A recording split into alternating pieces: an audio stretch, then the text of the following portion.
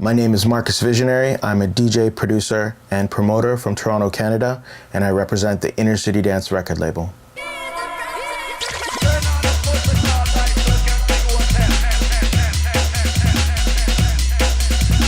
I grew up in East Scarborough. I guess the first neighborhood we grew up in was Malvern, right near Pearson, and I went to Malvern Junior Public School. It was a rough neighborhood, you know, like at that time, really multicultural, super mixed. Like there was a bit of everything, Italian, Greek, lots of Caribbean, a lot of immigrants. Yeah, and my neighbors, who happened to be like two 15, 16-year-old boys, they were into DJing. So they were babysitting me. So I was into music from when I was really young. Like, I mean, as far as I can remember. That's, you know, I wasn't really into playing around like in sports or anything like that. It was always music. And so they were DJs, and when they take care of me, I would ask them to like get on their decks, and for many years they wouldn't let me, and eventually they let me. My uncles were into DJing. I had two, and they were both into DJing and collecting music. My dad was into collecting records as well, but he wasn't a DJ.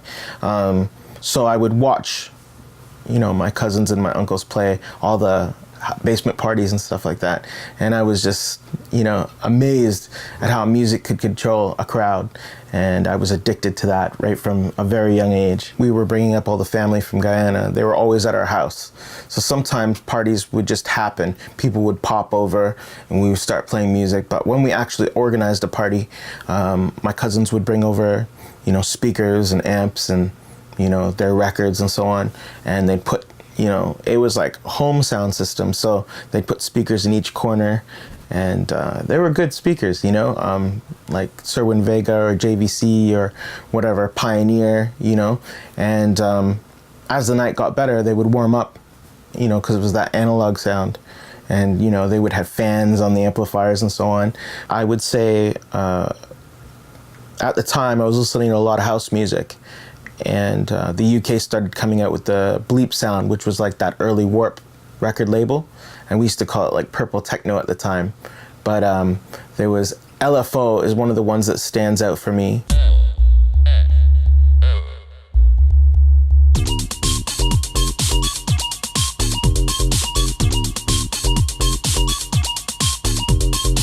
But, you know, it was everything from Nightmares on Wax, and I was listening to a lot of early Rebel MC, and I think a lot of people don't give him a lot of credit because even in the late 80s, he was making stuff that sounded very similar to jungle. It had all the ingredients. Human justice, black brother black. One step forward, but then we step back. For money for a rep, so you step with a blade. Kill a brother man, you shoot to get paid. It had the breaks, the reggae bass lines, a little bit of techno, and, you know, hip hop and rap, and even dancehall reggae. So he was blending all of these things together with that unique British sound, and I was really attracted to it. So I give a lot of credit to Rebel MC. And then and then Shut Up and Dance as well, because I was listening to a lot of Nicolette at the time, all the early Ragga Twins releases on Shut Up and Dance. So they were really, really influential on me at the time. And because they had a lot of, they were mixing reggae with techno and house, and it was, and also hip hop. So yeah, it was everything that I loved in one. The whole sound system culture element, you know, of the way they used to DJ over instrumental tracks, basically in Jamaica, that went over to England with the Jamaicans when they moved over. The younger generation took elements from dub and reggae and dancehall and decided to implement it into something youthful. And so they added the breakbeats to it. They added the techno, right? And it became this uniquely British thing with heavy, heavy roots in Jamaican sound system culture. So it's definitely a huge part, and I don't think that people really give it enough credit sometimes. I think a lot of people have been tying sound system culture into drum and bass and jungle more so recently. And I think it's really important because it's such a huge part of the culture to have, because the sound system itself represents the bass and the way the music should sound. And jungle and drum and bass is a very physical music. So you need that to have that sub, and that's something that I think is unique to both reggae, dancehall, and drum and bass and jungle. That's the thing that it shares the most. It's very physical, and sub bass is the science behind both of them. You know what I mean? So yeah, it's more than just ragga samples, as people would say.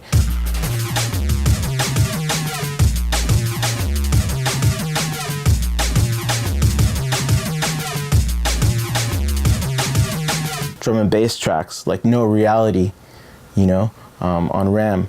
To me, that was one of the biggest ragga tracks. Me and Brad always talk about that because it's just the way the rhythm is, or The One by Mippy Swift.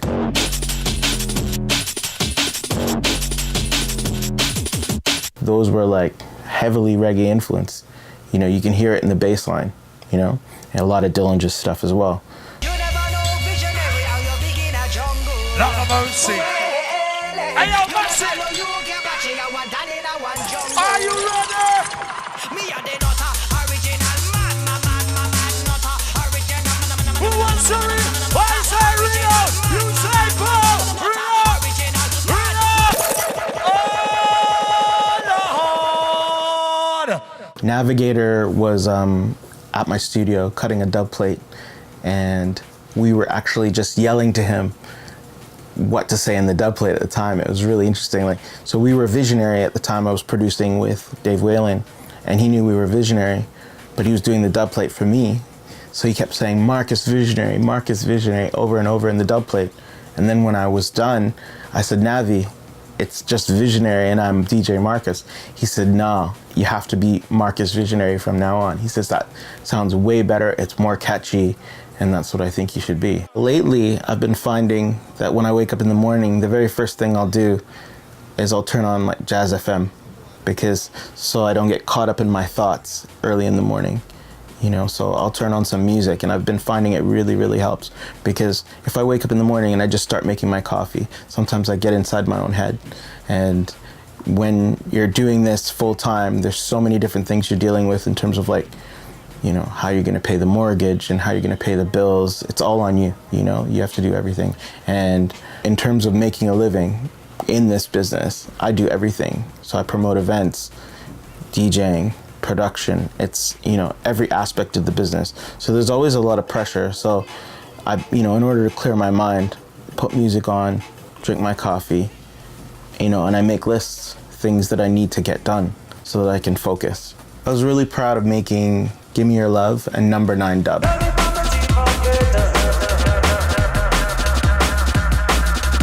I got a call from Marcus Intellects early one morning, and he said he was down at Swerve and Bailey had played Number 9 dub and that he wanted to sign it for Revolver. And then literally 2 hours later, Shy called me and was just like, I was at Swerve, Bailey played Number 9 dub, I want to sign it. And I said, well, Marcus has got it already. He says he was really bummed out, so he's like, what else do you have? And at the time I had Give Me Your Love.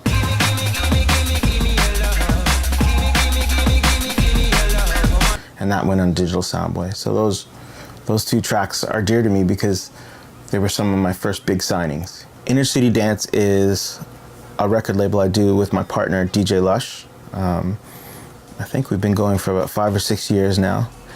Originally, it was going to be an outlet for my music, but at the time, I was signed with Digital Soundboy, and I was working with Lion Dub International, so actually very little of my music ended up on Inner City.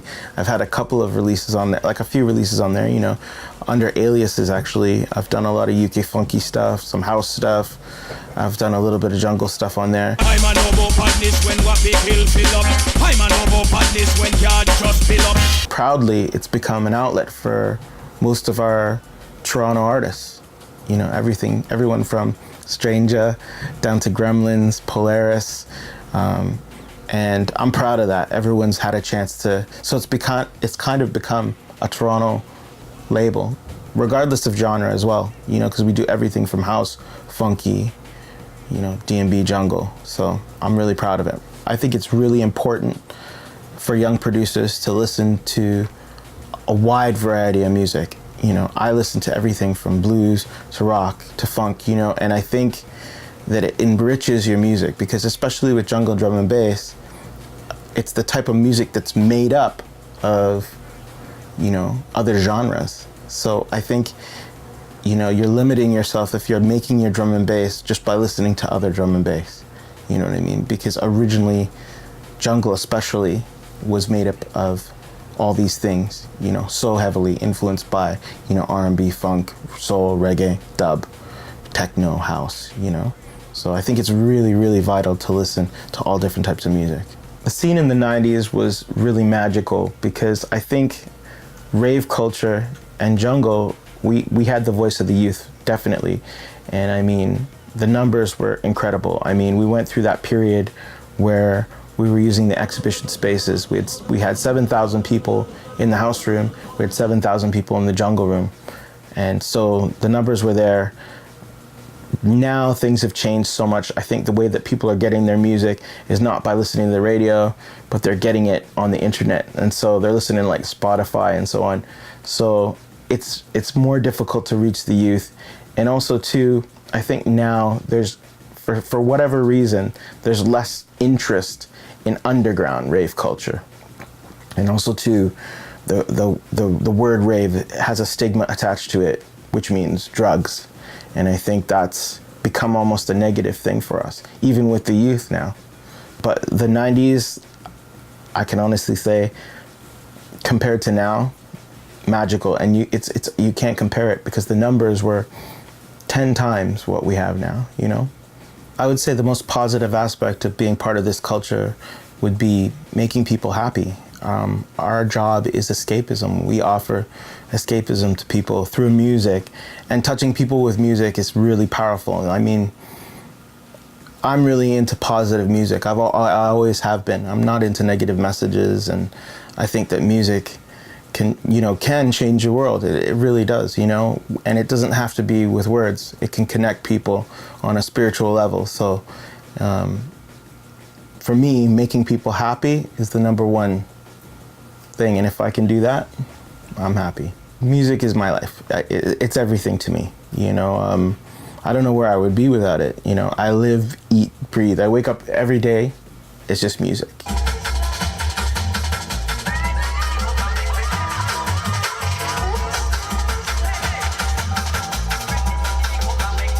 Right now, I can honestly say that it's almost like a new beginning for me, because your career goes through different cycles, you know.